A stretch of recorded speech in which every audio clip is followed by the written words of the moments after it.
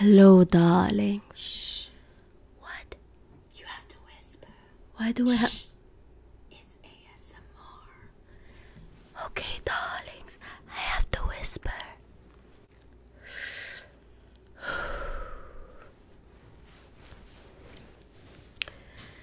If you're wondering who I am, my name is Drucella De Vil. I'm Cruella's half-sister. Our mother went on a vacation to the Caribbean. She came in with me, if you know what I'm talking about.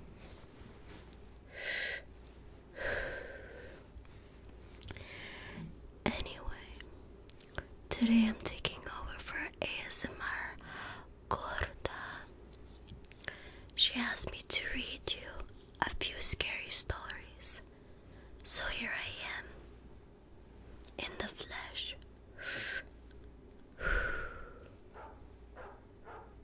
Did you hear that? I thought I heard a dog barking. Do you like my new coat, darling?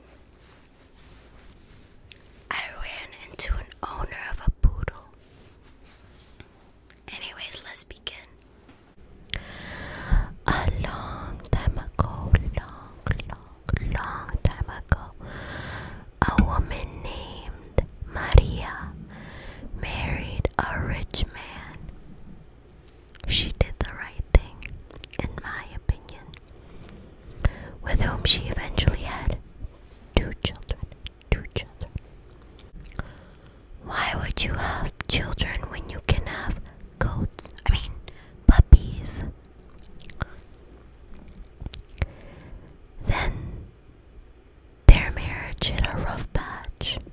Her husband spent less and less time at home, and whenever he was home, he paid attention only to the children. You gotta drop that man. Enraged beyond reason, some versions claim Maria drowned her two children, but she immediately regretted it, crying out, "Ay, mis hijos," which means, "Oh my children," or "Oh my sons." Maria sometimes said to have drowned herself afterwards, but when she arrived at heaven's gates, she was denied entry, banished back to purgatory on earth until she could find her lost children. She's now known as La Llorona, which translates to the weeping woman. Now the legend says she floats over and near bodies of water in her white funereal gown. For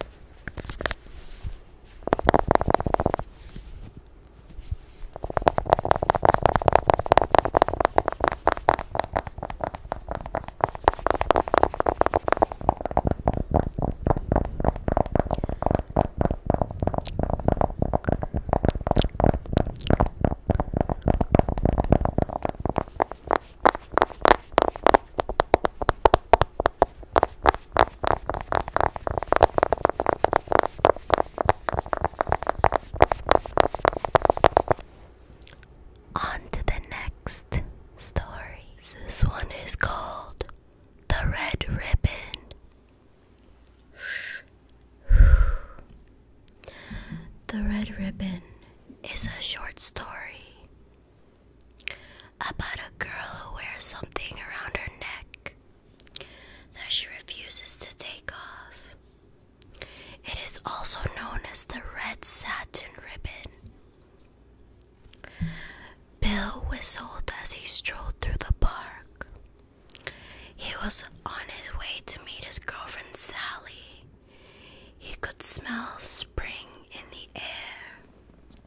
He jingled the engagement ring in his pocket and thought about asking Sally to marry him.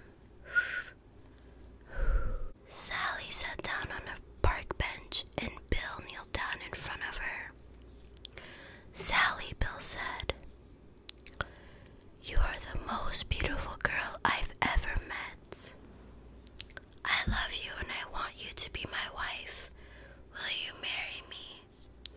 Sally laughed and said, "Yes, I will marry you." As Bill gazed lovingly at his bride-to-be, his eyes lingered on the red velvet ribbon Sally always wore around her neck. "Why do you always wear that red ribbon?" Bill asked. Sally said, "Bill, I must never take off my red ribbon." Bill smiled at Sally and left the ribbon alone. Bill and Sally were married that June. Bill found a lovely little house in a nice neighborhood and they moved in. Why would you want a little house when you can have a big mansion? Bill bought Sally many party dresses, but Sally always wore her red ribbon with each outfit.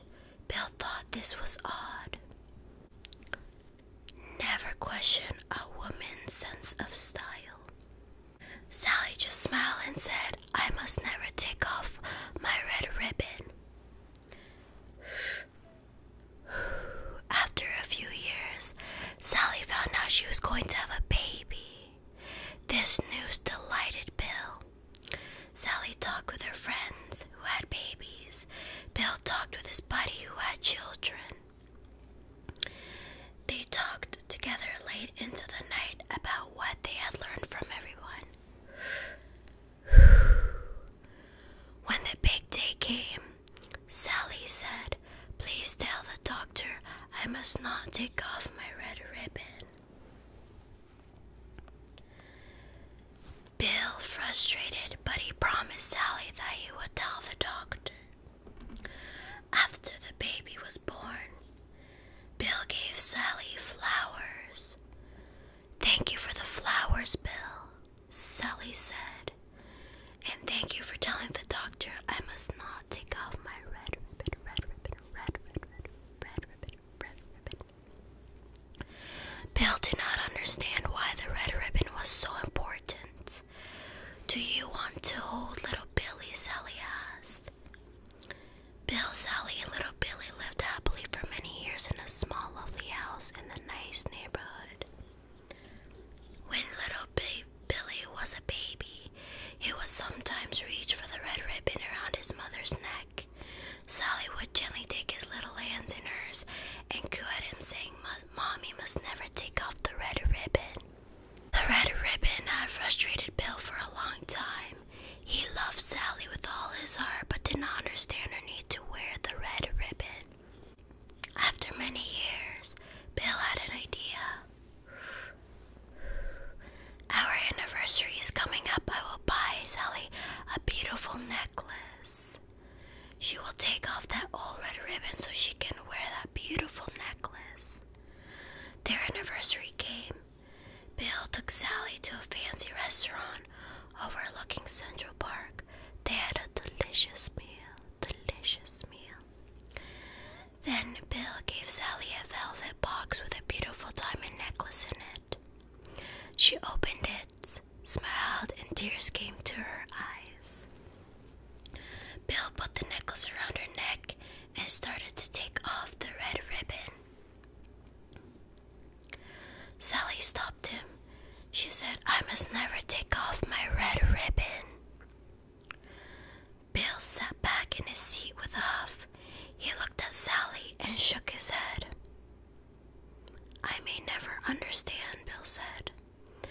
Sally gently placed the diamond necklace back in the velvet box and closed the lid. "It is a lovely bill. I will always treasure it," she said, "but I must never take off my red ribbon." "Why?" Bill asked, as he had for so many years. Sally smiled sadly and shook her head. She did not answer him. Late that night, Bill was still awake. "I've loved Sally for more than 20 years, but she insists on wearing that horrible red ribbon around her neck. I think it's about time I found out why." Bill got out of bed and walked around to Sally's side. Bill carefully pinched the end of the bow on the ribbon. He began to slowly pull the ribbon off. The bow became smaller and smaller. The loops of the bow pulled through, and only a half knot was left.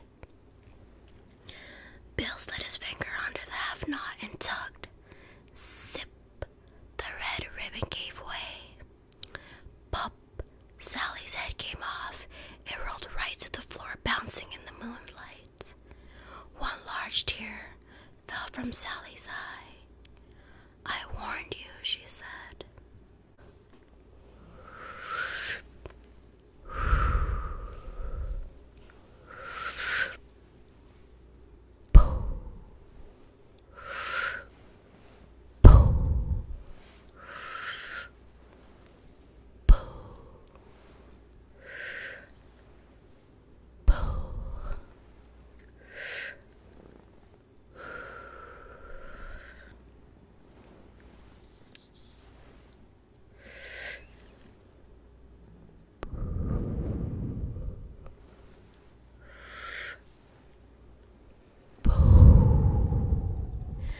This next story is a personal favorite because I know him personally.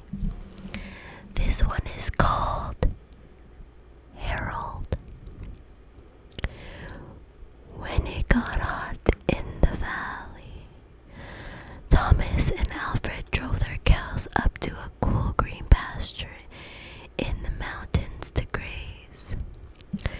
Usually they stayed with the cows for 2 months. Then they brought them down to the valley again. The work was easy enough, but oh, it was boring. All the day the 2 men tended to their cows. At night they went back to the tiny hut where they lived. They ate supper and worked in the garden and went to sleep. It was always the same. Then Thomas had an idea that changed everything. "Let's make a doll the size of a man," he said. "It would be fun to make, and we could put it in the garden to scare the birds. It should look like Harold," said Alfred. Harold was a farmer they both hated. They made a doll out of old sacks stuffed with straw. They gave it a pointy nose like Harold's and tiny eyes like his. Then they added dark hair and a twisted frown. Of course, they also gave it Harold's name. Each morning on their way to the pasture, they tied Harold to a pole in the garden to scare away the birds. Each night they brought him inside so that he wouldn't get ruined if it rained. When they were feeling playful, they would talk to him. One of them might say, "How are the vegetables growing today, Harold?" Then the other, making believe he was Harold, would answer in a crazy voice, "Very slowly." They both would laugh, but not Harold. Whenever something went wrong, they took it out on Harold. They would curse at him, even kick or punch him.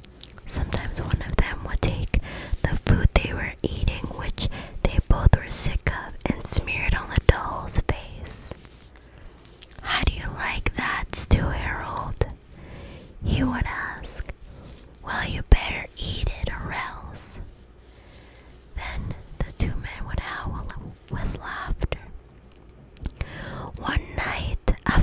Thomas had wiped Harold's face with food. Harold grunted. Did you hear that? Alfred asked. It was Harold, Thomas said.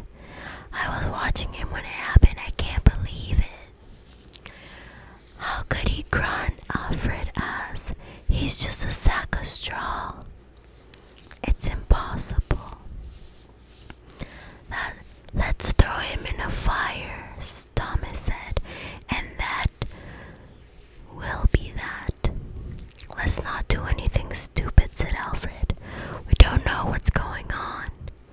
When we move the cows down, we'll leave him behind for now. Let's just keep an eye on him. So they left Harold sitting in the corner of the hut. They didn't talk to him or take him outside anymore.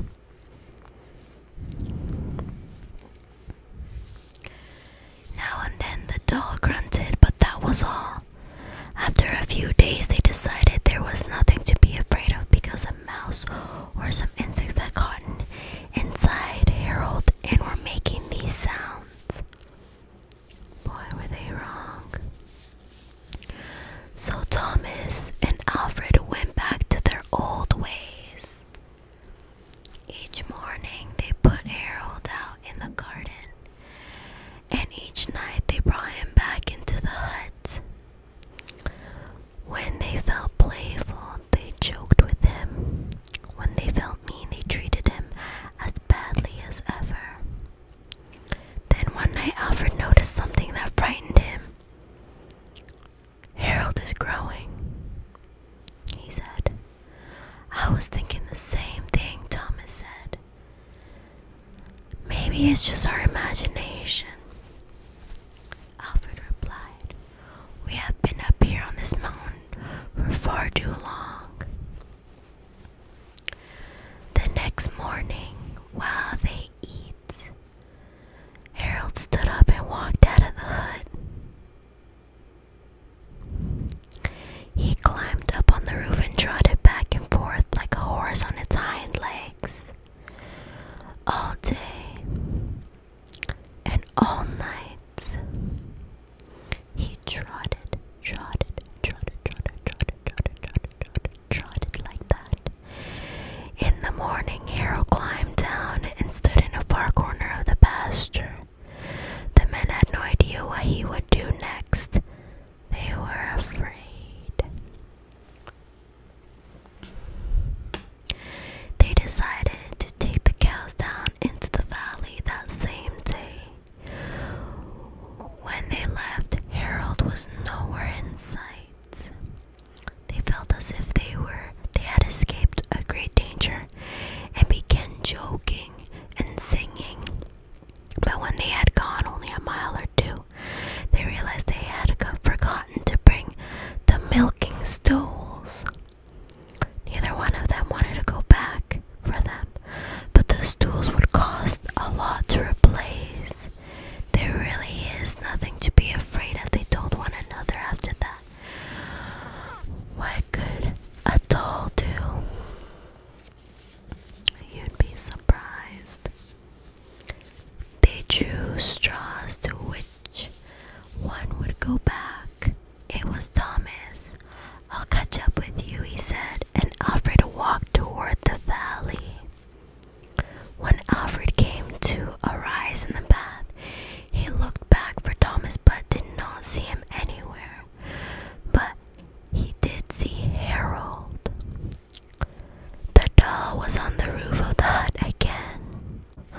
As Alfred watched, Harold kneeled and stretched out a bloody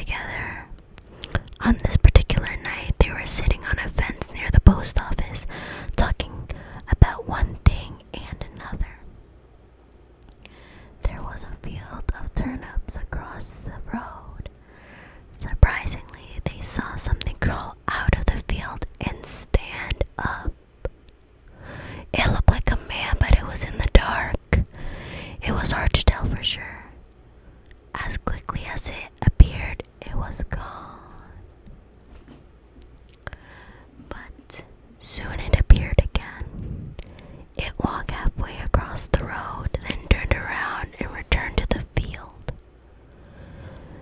Then it came for a third time and started toward them.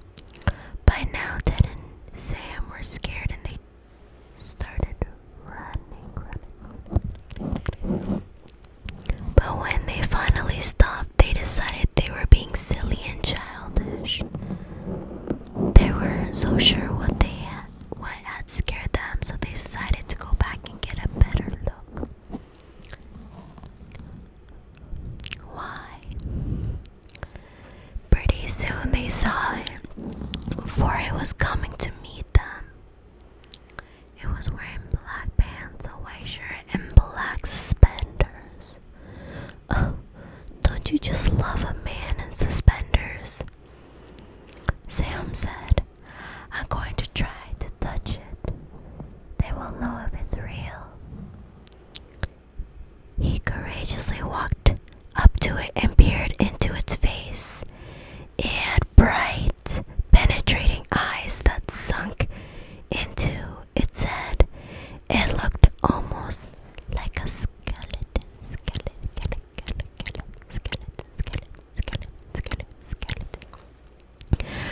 Ted took one look and screamed, and again he and Sam ran, but the corpse-like figure followed them. When they got to Ted's house, they stood in the doorway and watched it, appalled. It stayed out in the road for a while, seeming to watch them in return. But once more it vanished. No more than a year later, Ted grew horribly ill, and the sickness killed him. Toward the end, Sam sat up with him every night. The night Ted died, he looked just like the frightening thing that they had encountered a year before. If you're looking sick, all you have to do is put on a little blush. That's all you have, maybe a little lipstick and some frosting. You'll be okay. The bus stop is the next story we're going to be reading together. Ed Cuz was driving home from work in a rainstorm. While he waited for a traffic light to change, he saw a young woman standing alone at a bus stop. She had no umbrella and was soaking wet. Are you going toward Farmington? He called. Yes, I am, she said. Would you like a ride home? I would, she said, and she got in. My name is Joanna Finney. Thank you for rescuing me. I'm Ed Cuz, he said. And you're welcome. On the way they talked and talked. She told him about her family and her job and where she had gone to school. And he told her about himself. By the time they got to her house, the rain had stopped. I'm glad it rained, Ed said. Would you like to go out tomorrow after work? I'd love to, Joanna said. She asked him to meet her at the bus stop, since it was near her office. They had such a good time, they went out many times after that. Always they would meet at the bus stop, and off they would go. Ed liked her more each time he saw her. But one night, when they had a date to go out, Joanna did not appear. Ed waited at the bus stop for almost 1 hour. An hour now. Maybe something is wrong, he thought, and he drove to her house in Farmington. An older woman came to the door. I'm Ed Cuz, he said. Maybe Joanna told you about me. I had a date with her tonight. We were supposed to meet at the bus stop near her office, but she didn't show up. Is she alright? The woman looked at him as if he said something strange. I'm Joanna.